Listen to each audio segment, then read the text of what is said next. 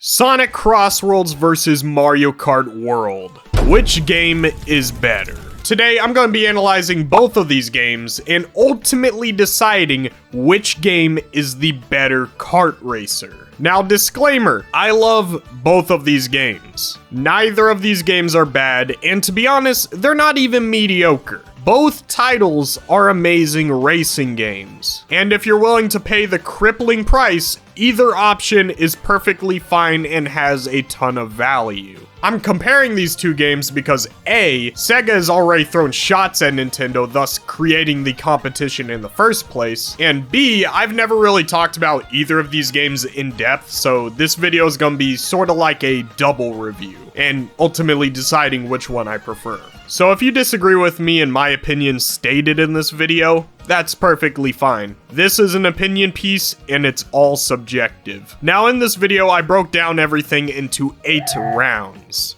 And for every round, a game will win. We have concept, gameplay, balancing, multiplayer, content, visuals, soundtrack, and replayability. I'm going to tally it up at the end and make a decision on which game I think is better. Let me know your thoughts on which game actually wins the categories in this video. I'm interested in seeing what you guys have to say. And with that said, leave a like and subscribe with the bell for good luck. Huge shout out to DL from the Patreon. And let's jump right into it. Round 1, concept. First and foremost, let's talk about the general concept of these games and their main driving points. Both titles are actually pretty similar in concept. The biggest gimmick of these games is the change of formula. Both respective games are changing the standard 3-lap race structure to a racing game, which is a pretty huge deal. Almost every mascot racing game in existence has followed the 3-lap structure, mainly due to just how reliable it is. It's so much easier to just make one nice track and then repeat it 3 times. But I guess Nintendo and Sega wanted to change it up this time around. So, how did they do? Well, let's cover Mario Kart World first. Mario Kart World is a completely open world racing game, which sounds like absurdly stupid. Like, bro, they're even making the racing games open world. What's next? Tetris? Despite the dumb idea, in execution it's pretty sick. The whole idea behind Mario Kart being open world is the fact that every race transitions so smoothly. After you finish one track, you just drive to the next one seamlessly. And in Mario Kart's case, often every lap is a different track that you're driving on, which has its upsides and downsides. The upside is that every race is so exciting. Every lap is different, and the circumstances that's being dealt to the player is always changing. You always have to adapt to each lap being different. You're pretty much racing on 10 different tracks in one Grand Prix, despite there only really being 4 tracks. However, the drawback to this is that the game is not very welcoming to the 3-lap structure. If you want something a bit more traditional, you just have to say to hell with the Grand Prix, because all of them force the open world structure. Of course, in the online mode, you can play the traditional 3-lap courses, but at that point, you're basically saying as the player, I don't really care about this gimmick, just remove it completely. And unfortunately, I've seen a large portion of the Mario Kart community not liking the open world. I've seen a lot of people who almost refuse to play the game under the open world structure. They just want to play a race with 3 laps and that's it. And I feel the need to mention this because if your main audience is actively avoiding the main selling point for your game, then that's obviously a problem. But guess what? This isn't a video for Nintendo fans, this is a video for me. How do I feel about the open world design? Well, I actually love it. I feel like the only person who prefers the open world structure to races compared to the 3-lap structure. I think this is the coolest thing Mario Kart has ever done. The fact that I can drive to every track in the game through the open world is awesome to me. And while I do love the 3-lap structure, I also think every lap being different is really cool. And you can also pair each track in the game with most other tracks. One track is not forced to transition into another one specific other track. For example, instead of making Moo Moo Meadows transition into Toad's Factory, you can instead transition into Dandelion Depths. And I find that to be mind-blowing. This is so peak. I don't understand how people hate on this. Now, there is one more drawback to this gimmick, and it's the intermission sections. Very often in Mario Kart World, you'll find yourself in an intermission track, which is basically a bridging track that takes you to the next bigger racing track. So, a lot of times, these intermission tracks will feature long stretches of land with not a whole lot of level design. A lot of people find this to be pretty boring. I can understand why. It doesn't really take much to master these intermission tracks. It's very easy. I will defend it in one aspect. I do think that it gives you a moment to breathe and use the items to get back up in placements, so I find that to be kind of cool. But even with that, they could have made these sections just a little bit more exciting. You know, 200cc could fix this, but we'll get to that later. With that said, I absolutely love the open world in Mario Kart World. That was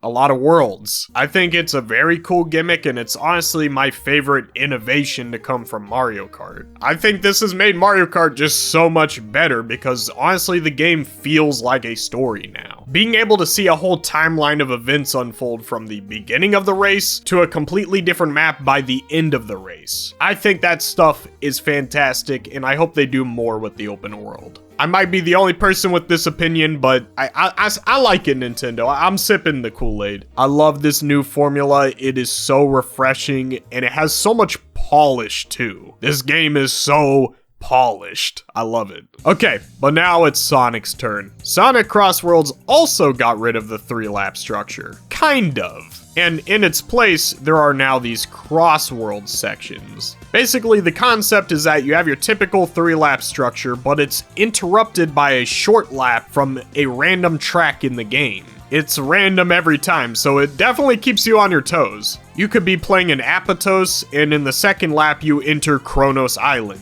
And then on your repeat playthrough of the same track, you could find yourself in Halaska from Sonic Unleashed. It makes it so that every track is always different no matter how many times you replay it. And there are an endless amount of track combinations because of that. I absolutely love this gimmick as well, and I think it's honestly impressive that Sonic Team pulled this off. I didn't know Sonic Team had the facilities to develop something like this. To be able to transition levels mid-level, like I didn't know they could do this. Good job, Sega. That's pretty cool. I think the strongest part of the CrossWorld gimmick, and I think this is why everyone loves it so much, is that it doesn't replace the 3-lap structure, but rather it coexists with the 3-lap structure. It's just that the second lap is a lap from another random track.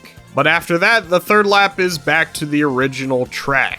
And on top of that, there's very little filler in this game in terms of its track design. I may still prefer Mario Kart World's track design simply because there's a lot of cooler stuff in it, a lot of weirder gimmicks. But one compliment I can give to CrossWorlds is that there's nothing quite like the intermission sections. Every second of every race is important in CrossWorlds. And every single CrossWorld is designed as if it's just another map. And in most cases, it is another map. And this is why most people prefer the CrossWorld gimmick. Me personally, I have some thoughts. Where Mario Kart World's open world gimmick is kind of forced on you with the Grand Prix and every track is different with every lap, it causes a lot of people to get burnt out from the spectacle and just want to go back to the lap races. Whereas in Sonic CrossWorlds, you can have your cake and eat it too. You can have the cool spectacle of the track changing mid-race, while also keeping the 3-lap structure we all know and love. I think it makes sense why this approach is mostly preferred. Now, for this round, it really was not easy for me to choose. On one hand, I find the open world far more impressive and polished than the CrossWorld gimmick, but at the same time, the CrossWorld gimmick allows people to have the 3-lap structure and still feel a little bit of the spectacle. I think if you're playing this professionally or online,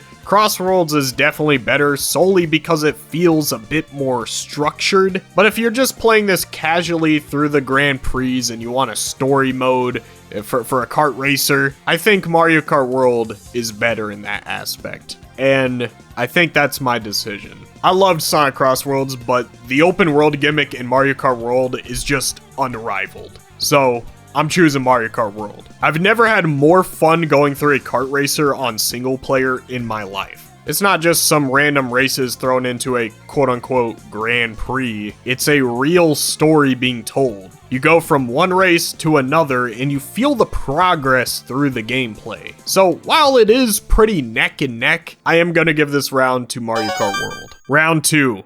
Gameplay. Okay, for gameplay, I think there's a clear choice. In Sonic CrossWorlds, it's the basic gameplay you've come to know and love from all the previous Sonic racing games. It controls pretty much the same, and it's pretty much the same thing. The biggest difference are the gadgets. The gadgets are basically these upgrades that you can give to the player to have an advantage in a race. You might equip something that gives the player more defensive items, or you could give them something that gives them more attack items. However you want to play the game, you can base your gadget optimization around that and find a way to succeed. I've already talked about this in my previous CrossWorlds video, but the gadget system is a complete game changer, and it's honestly very unique to Sonic. It changes how everyone plays the game, and it forces the player to really understand what causes you to lose a race so you can use better gadgets. The best tool to winning races in CrossWorlds is not completely based on your ability to drive well, but actually it's based on your knowledge of the game's mechanics and gadgets. It's pretty cool stuff. Mario Kart World, however, also very similar to the previous entries. It controls just like Mario Kart 8, except it now has rail grinding and wall driving. I guess technically Mario Kart 8 also had wall driving, but it wasn't exactly an intuitive mechanic at the time. Mario Kart World has this one. I think Mario Kart World is a perfect controlling game. There is not a single thing I would change. And on top of that, in Sonic CrossWorlds, all you can do is drive and drift. That's not a bad thing. I mean, it is a racing game. You're driving a car. What'd you expect? But in Mario Kart World, you can drive, drift, grind on rails, and wall drive. That is a lot more interesting in my opinion. Also, the map design is a little bit better. So this round goes to Mario Kart World. Round 3, balancing. This one is pretty interesting and is probably going to be a very debatable section of the video. In Mario Kart World, the balancing is a bit annoying at times, mainly in regards to front running. So to explain what front running is, it basically means that the goal is to stay in first place. It's a racing game, so ideally you want to be in first place by the end of the race. But in Mario Kart World, it feels like it punishes you a bit too hard for being in first place. When you're in first place, you're a lot more vulnerable, which is okay, that's what it should be. Being in first place means that you have to fight harder to remain in your placement. But damn, you should not have to fight this hard. The placements behind you get way too good of items. For example, this happens all of the time and it irritates me. Someone in third place often will get 3 red shells. This is so ridiculous. Because all they have to do is pass whoever is in second place and they pretty much won the race. Because they can use 2 red shells to exhaust all of your defensive items and then use the last one to hit you. And there's nothing you can do to prevent this from happening. Okay, so as it turns out, during the editing of this video, I realized I got all of this wrong. So apparently since Mario Kart 8, the items were not distributed to players based on their placements in the races, but rather their distance from first place, aka the front runner. So technically speaking, there is no set items that come at set placements in the match. But with that said, it actually makes things worse. Now keep in mind, people are still trying to figure out the entire item distribution system Mario Kart World. There might be differences that we find in the data later on in Mario Kart World's lifespan, but for now we have some data that fans put together that gives us a general idea of what items come in different placements. My source for this is this chart that Elitendo made, and I'm just gonna read the top sentence and you tell me what you think. If there is a considerable distance between first place and second place, such powerful items such as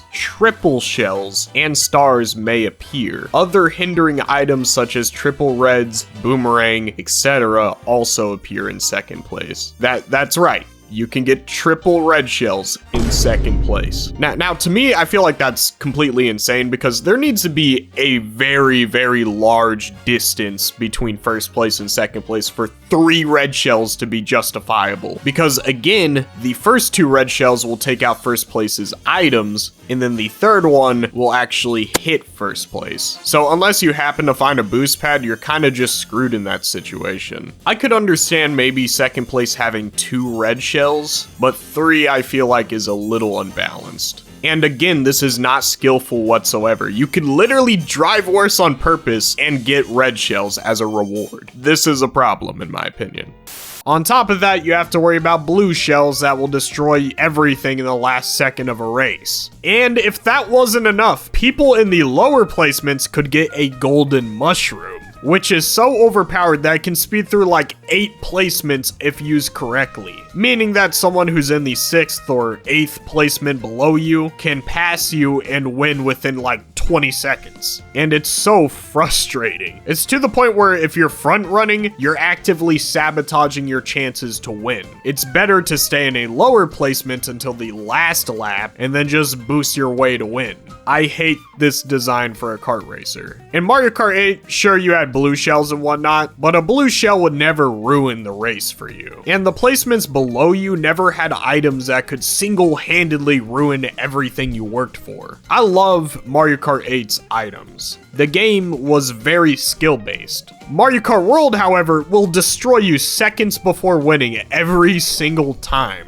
I can't stand it. And also, side note, when I went back to play the online for this video, there was barely any people in the lobbies. And on top of that, everyone in the lobbies were just so much higher levels than me and were just cooking me the entire time. Like, I couldn't even win a single race for the footage here, so you know what, make fun of me. The online was not this bad when I first played Mario Kart World. I swear it was still chaotic, but I had a chance back then.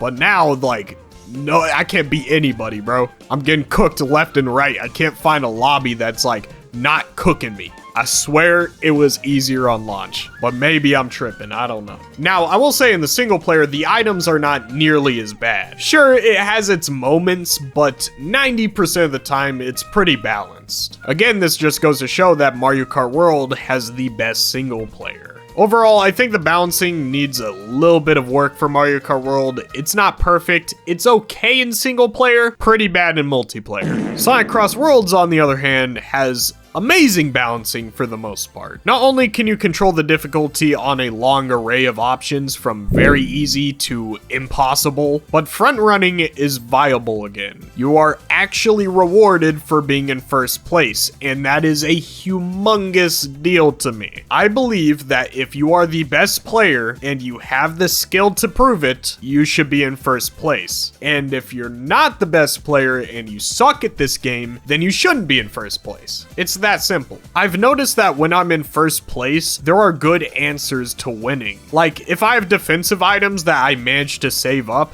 I know I'm safe. Nobody can get me. And I can win through gadget customization and learning how to drive properly with the boosts. I also love the items themselves. Overall, if you're in first, you're doing the best in this game. Of course, this game, like any other kart racer, still has some BS, especially if you play on the higher difficulties. I swear the max difficulty is impossible. I don't know anybody who's beaten it yet. But I feel like the BS is much lower with Sonic CrossWorlds. And while multiplayer is a chaotic jungle gym of destruction, I like the fact that nobody can just hog a golden mushroom to win. You actually have to customize your gadgets correctly and race well. So to me, it's pretty obvious. I'm going to give this round to Sonic CrossWorlds. Round 4. Multiplayer. We might as well cover this since we're on the topic of balancing. The multiplayer for these games are very chaotic, both of which are a bit too chaotic in my opinion. Like, I'm not a fan of either of these games multiplayer, but there is a better option. Let's start with CrossWorlds. In Sonic CrossWorlds, you'll oftentimes be bumping into everyone and getting hit constantly. A lot of times, you are not going to be able to control what happens to you. That's just how mascot racers go. But I feel like with the multiplayer in this game, you can control your ability to win a bit better. Again, like I said, front running is now a viable option again, and you can use certain gadgets to help your chances at winning. The biggest thing is that it feels equal. I feel like nobody gets screwed over more in the multiplayer of CrossWorlds. Everybody's screwed over equally. Hey, it's me again from the future. So, before I started editing, I got some footage for the online in CrossWorlds, and I gotta say, it's so much better than I thought. Currently, there's a Hatsune Miku festival going on in the game, and I actually really enjoy it. It has a little bit of that Team Sonic racing DNA where you get to play in a team of players and try to rank the highest. And with this festival, there's a nice new gimmick where in every match you play, there's a new objective that helps your team get an advantage in the race. For example, doing air tricks would get you a free boost, or bumping into your teammates would get you a free boost. And as far as I can remember, there hasn't been a single online event for Mario Kart World Online. I know that's kind of out of the ordinary for Mario Kart, so you wouldn't really expect that, but that would go a long way considering how chaotic and, in my opinion, unplayable the multiplayer of Mario Kart World is. And this is coming from somebody who thinks the multiplayer is a bit too chaotic. This is actually hooking me. So, huge W to CrossWorlds. W's in the shot. And as far as I can see, there's no dumb gimmick or dumb exploit you can do to win every multiplayer race. Compare that to Mario Kart World and, whoa! Coupling big lobbies with Mario Kart World's balancing is a horrible combination. The online in this game is way too chaotic. My biggest issue with the online is just the exploits. People hogging golden mushrooms, people hogging red shells, these things. I don't really like that. And I've seen a lot of defenses for Mario Kart Worlds online saying, nah man, it's not about being in first, it's about manipulating the items to win. That's cool if you prefer doing 200 IQ golden mushroom strats to win, but I think that stuff is so lame. I hate when I have to stop myself from playing good so that I can get specific items. I don't really like that. I just want to play good and then win because of it. I feel like the items are far less exploitable in CrossWorlds. Getting a boost in CrossWorlds is not going to get you to first place. Having 2 attack items is not going to get you to first place. You have to do a lot more than just using items to win. And I much more prefer that multiplayer because of it. So this round goes to Sonic CrossWorlds. Round 5, Content. This one is the most detrimental in my opinion. You all know what I'm about to say. The biggest issue with Mario Kart World is its content. This is an awesome Mario Kart game. It's an awesome game in general, but this game lacks so much content, it's honestly so embarrassing. Okay, let's take it slow. First, the Grand Prix are fine, that's awesome. I think for a launch of a Mario Kart game, this is a perfectly fine amount of tracks. I also like the Knockout Tour. That stuff is really fun. Why not 200cc? Genuinely, I cannot think of a single valid reason for not implementing 200cc. There is no excuse. Mario Kart 8 had it. People loved it. It completely changed how you played because now braking was pretty much essential to drifting. Overall, it was just awesome. And I'd assume that it's very easy to implement. You don't have to redesign any of the tracks, especially the intermission courses, which could use some faster karts. You just gotta tweak the speed and balance it properly. And I don't know, maybe there's something I don't understand. Maybe it's like really hard to put 200cc in this game. But that doesn't even make sense because Nintendo made a whole open world for this game. I am sure that did not take more development than 200cc. Is it really too much to ask for? I know that 200cc will most definitely be added at some point in this game's future, but that's not even the point. Like, this should have been in the game at launch, but it wasn't. It's free, easy content to provide for your game. Seriously shameful. Also, there's just weird character roster decisions. I love all the new additions. I like that the penguin is playable. I like that you can play as a fish. That's cool. But no Diddy Kong?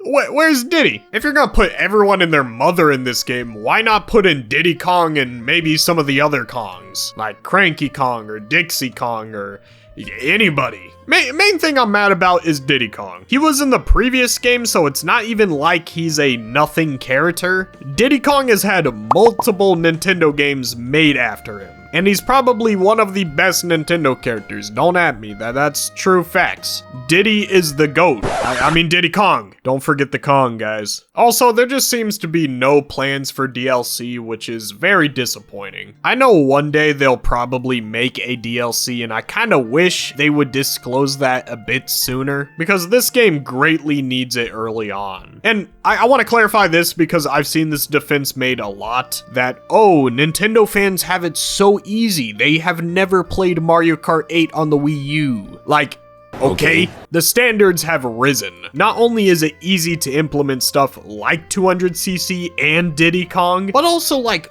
why not? Why are we letting the billion-dollar company charge us $80 for less content than the previous game that is under $60? Under the idea that, oh man, it's not as bad as it used to be. Like, bro,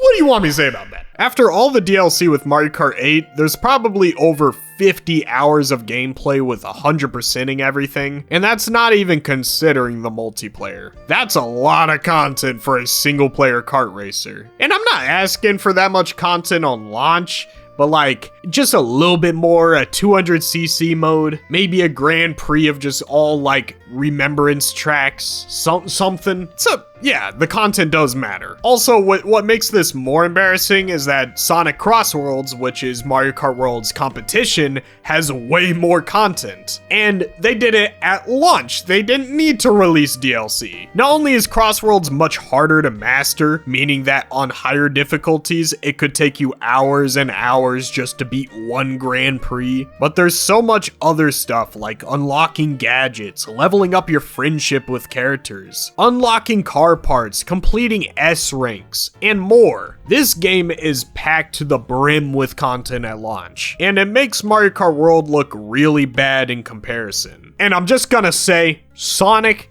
has 200cc. How the f did Sonic have 200cc before Mario? There's no excuse. There is no excuse. Sonic did this without DLC, without having to update the game later on. They did it on launch, and the game costs less by like $10, which may matter or may not matter to you. Regardless, there is zero excuse for Mario Kart World being released with such little content. However, I will give the benefit of doubt to Mario. I do think that after we get some DLC, some updates, and 200cc for Mario Kart World, it will probably be the better game. Judging from where it's at right now, Sonic CrossWorlds has definitely won this round. Round 6, Visuals. Starting with CrossWorlds, I'm actually really disappointed by this game visually. You can tell that Sega did not have a good time transitioning over to Unreal Engine 5, because this game doesn't even look great. The lighting is just weird. The whole game looks completely washed out and colorless. Even with certain maps where there's a lot of color, it still feels not as colorful as it should. Everything feels so dead and gray. And then there's moments in the game where it feels like a shameless asset recreation like Kronos Island. Or Apatos, that map is disgusting to look at. How do you make a map look worse in 2025 than it did in 2008? That doesn't make sense. And then you have the Sonic Superstars map, and look at this footage. This is ugly, it's out of place. Like, why does it look like this? It's not the worst game graphically. There are some beautiful moments, especially with the new original locations. There's a lot of beautiful original stuff here. I really like the museum or the Pumpkin Mansion level. Those are good looking levels, but the majority of this game does not look that great. The lows greatly outnumber the highs. Also, the animation and the polish of this game is just all over the place. The trick animations look really stiff, and we're still using the Sonic Forces model. Like, come on, guys, it's been like 8 games in a row now. It's not the best in terms of polish. Watching this game makes it look very unpolished, but playing it feels polished. Is that weird to say? Am I making sense? Mario Kart World though, oh, this is probably the best looking Nintendo game ever made. We need a 3D Mario game to look like this. This game is gorgeous. Which, to be fair, it kinda needed to be. It's the Switch 2 launch title, but still, I can't get enough at looking at these new environments and seeing the amount of ambition that went into every track in this game. God, it's so beautiful. Also, all the animations are smooth and perfect. This game is just so polished. There's not a single stone unturned. And let me point out, look how colorful this game is. It's saturated, there's poppin' colors. It looks so good. I want to play a 3D Mario game where you explore an open world like this. My only critique with the visuals is that Mario's cheeks are fat. The other cheeks. I don't know, I just don't really like the design change. He looks like a squirrel. Like, what is he packing in those cheeks? Anyways, this round goes to Mario Kart. Round 7. Soundtrack. Okay, this is another clear one. Mario Kart World soundtrack. It's amazing. One of the best soundtracks I've ever listened to, actually. Almost all of the soundtrack are these orchestral, rock, jazzy recreations of other well-known Mario soundtracks. And man, they cooked. Let me play you a few of these tracks.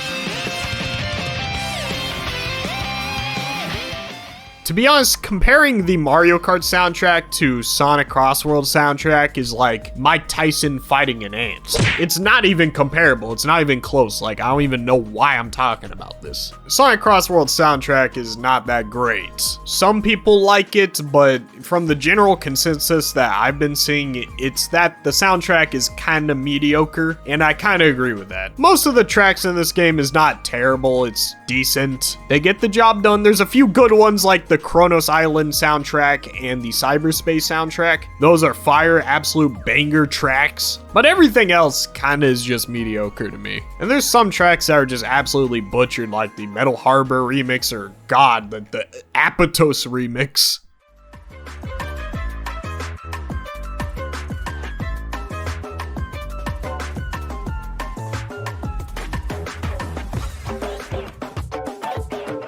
Also, what world are we living in where Mario beats Sonic in the soundtrack department? Now, don't get me wrong, Mario has had some of the best soundtracks in all of gaming. Do not kill me, I love Mario soundtracks. But as a Sonic fan, I have a lot of pride when it comes to Sonic music. I truly believe that if you chose any gaming franchise for having the best soundtracks, it's Sonic. In fact, Sonic CD is probably my favorite gaming soundtrack of all time. Every song in that soundtrack is a banger. There's so many Sonic soundtracks that I would put in a top 10 conversation, and that's insane to say. I feel like this is what Sonic is known for. Sonic has always made good music, but it's been really disappointing as of late, because all three of the past major releases have had kind of mediocre soundtracks. This is very out of character, and I hope this is the end of the mediocre soundtrack era. The next Sonic game needs a bangin' soundtrack. Anyways, Mario Kart World will take this round. Round 8. Replayability. Sonic's the name and replayability is his game. CrossWorlds is extremely replayable. After you complete all of the Grand Prix,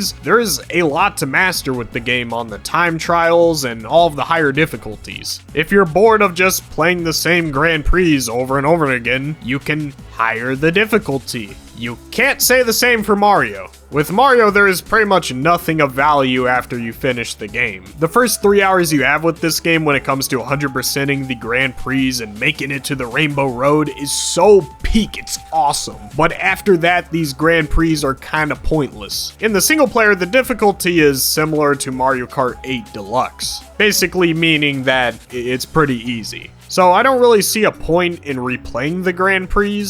The game was already easy to start with, so replaying the game again just highlights how easy this game is. And I don't know what to tell you. I just don't like replaying the same Grand Prix with nothing changed over and over again. Why should you replay these races if you get first every time? And it's not a challenge at all to beat these races. What's even the point? Anyways, I'm gonna give this round to Sonic CrossWorlds. Round 9, conclusion. Okay, so it turns out that they tied. They tied. Neither of these games are bad or anything close to being bad. Both are valuable options to play. And I understand that most people watching this video probably won't agree with everything I say. I'm sure there's some people who like the CrossWorlds soundtrack a lot, or maybe someone who loves the Mario Kart World multiplayer. I'm not sure. I don't know. These are all my opinions. And I'm not fence-sitting when I say that both of these games are like neck and neck for me. Like, both of these games are fantastic.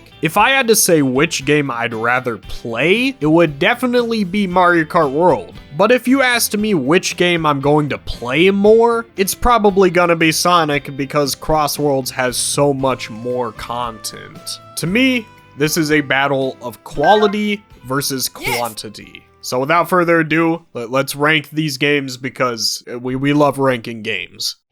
I believe that Sonic CrossWorlds is the better game. Well, there goes all my new Nintendo fans. Now look, this decision was very close to me. In fact, in the first version of this script, I said that Sonic CrossWorlds was better, but then I revised it and said Mario Kart World was better, and then I revised it again to say CrossWorlds was better. So really, I've been tossing it up in the air during the entire making of this video. There really are two cakes, and I truly do believe that Mario Kart World, in terms of gameplay and content, is definitively the better game. But at the same time, after you beat the single player, that's it for me. That's all I see value in. I don't really want to play the online mode, and none of the extra content is that interesting. So for me, I have nothing left to do in the game. So I guess I'll just keep replaying the same Grand Prix. That's boring, that's stupid, I'm not doing that. With CrossWorlds, there's plenty to do after you beat the final Grand Prix, and that's why CrossWorlds won this video. Now for clarification, I'm sure that after DLC, I'll probably prefer Mario Kart World. But as it is right now, Sonic CrossWorlds is the better game. Go buy Sonic CrossWorlds if you have the money. Personally, I used a site to get a discount code for Steam, so I only paid like 70 bucks for the game. I recommend all you guys do that. Do not pay the 90 bucks, get a discount. But yeah, I think Sonic CrossWorlds is the better game. Anyways, that's it for today's video. If you want to support me more, you can subscribe to my Patreon and get video essays like this one 3 days early. And with that said, if you enjoyed this video, leave a like and subscribe with the bell. And shoutouts to my Patreons being DL and ArcherXYZ. I'll see you guys very soon. I love you guys. Peace out.